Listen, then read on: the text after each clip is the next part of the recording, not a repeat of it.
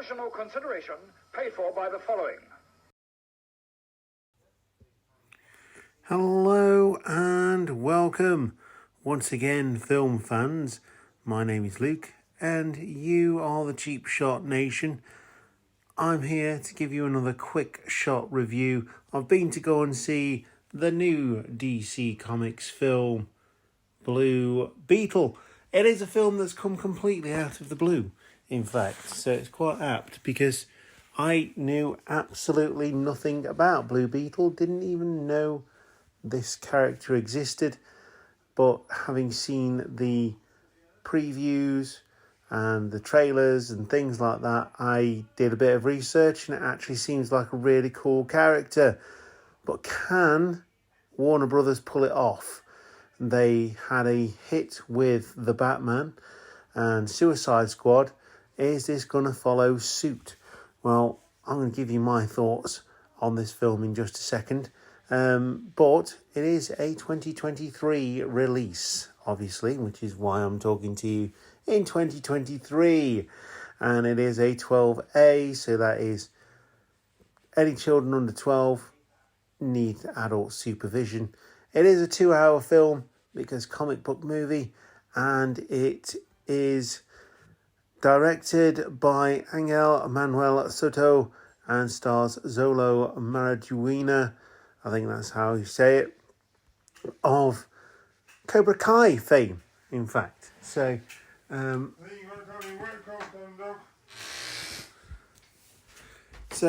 yeah, we're going to go into the main part of the podcast. Please drop us a like and subscribe if you're watching this on YouTube. If you're listening to us on the podcast, again, subscribe so you can keep up to date with everything regarding the world of movies. Without further ado, let's move on to the review.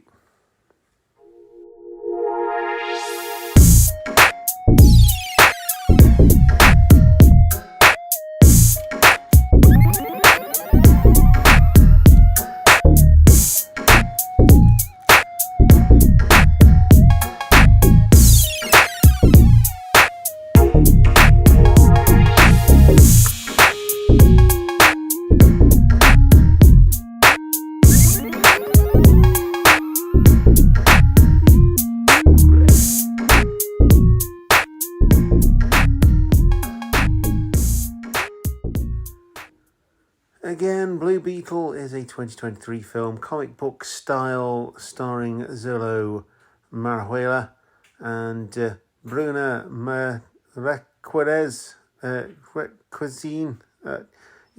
Becky G. That one's nice and easy. Damien Alcazar, and amongst others. It would be that this film is...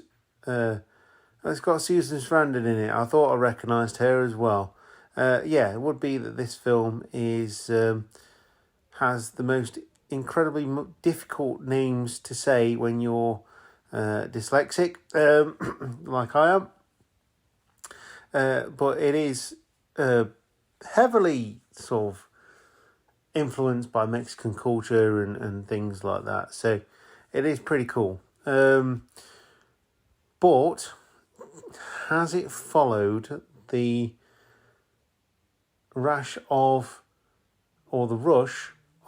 really good movies over the summer? You got Barbie, you got Oppenheimer, you got I really enjoyed The Haunted Mansion. Check that out on the channel as well for the review. I've not seen The Meg 2 yet, and I don't think I'm going to be able to catch it before it finishes.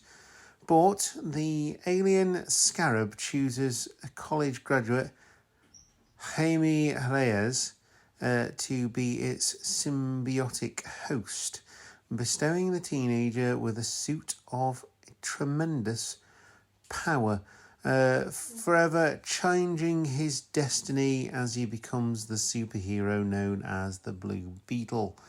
There's not much superheroing, really, in this film, so, that's by the by. He's just sort of finding his feet. It's a bit like, if you've seen the 2002 Iron Man, the original Iron Man, that started the whole of the Marvel universe, then there's a lot to love here. You will recognise the story very well. There's someone they're learning to use their powers. You've got a suit that talks to them and takes over when it needs to. And then you've got the big bad villain who is trying to replicate said powers. So, yeah, there's all of that. However, in this one, it also takes a lot from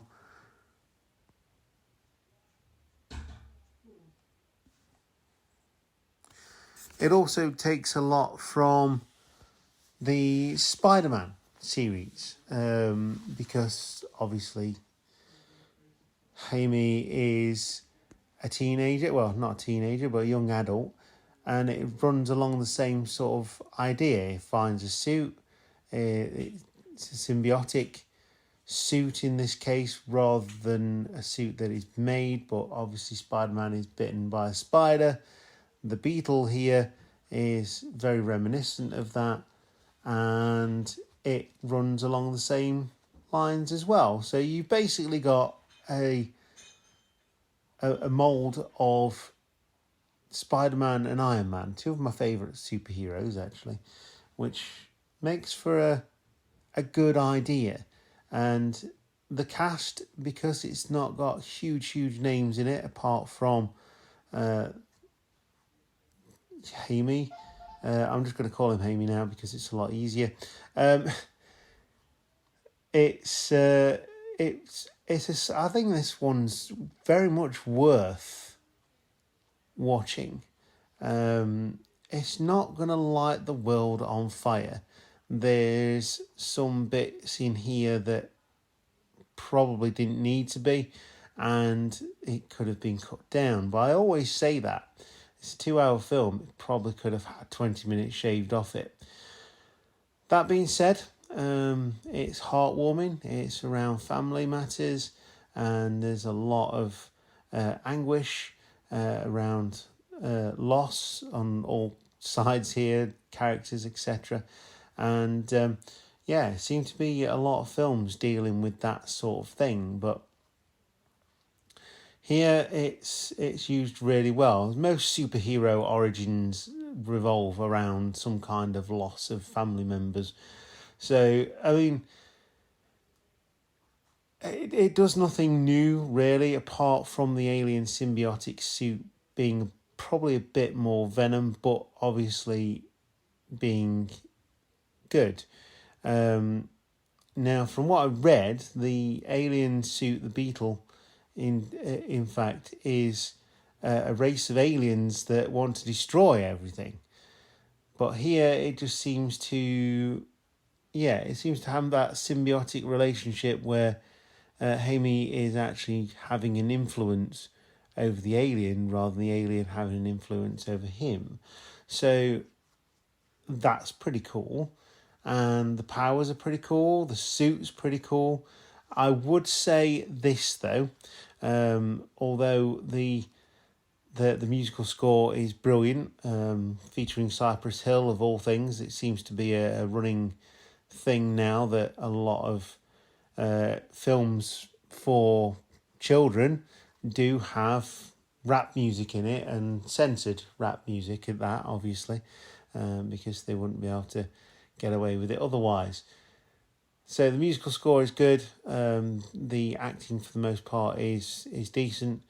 I will say this though, Blue Beetle does look good. It looks like the CGI has been done around the actor, whereas the big bad guy that he has to face and defeat at the end is perhaps not so well done. In fact, not even perhaps not so well done. It looks horrible. We're in 2023 and it looks horrible. It's just not good. Carapax, whatever they call them. But yeah, that's that's that. Like I say, the Blue Beetle suit, fine. The other CGI, fine. But Carapax, no. Awful. Absolutely awful. They can't even disguise it with darkness because it's quite, even in the dark, it's quite a light, it's a well lit movie. So yeah, my gripe here is that the CGI looks terrible. I've seen better video games, and we're talking about films and not video games. I've seen better looking video games. Minor gripe, because the rest of it is actually really interesting and really fun. Quite funny in places as well, which is what you want from your comic book movies. You don't want it all serious and all that, because that's where Batman comes in, and it's following on the footsteps of the Flash, of course, as well. So, which I really enjoyed. So yeah, would I recommend this film? Absolutely, brilliant. And it was also good to see a friend at the cinema as well. Just happened to be messaging, even though I don't do that during the film. I do sometimes put things on when I'm sat in the chair ready. And friend in there, caught up a little bit, which is pretty cool. And seemed like we both enjoyed the movie together, even though we weren't sat together, obviously. But they enjoyed it as well, which is pretty cool. And definitely recommended. Go and see this film if you're looking for something to watch other than Barbie, or perhaps you've seen Barbie and you've got a taste for the cinema.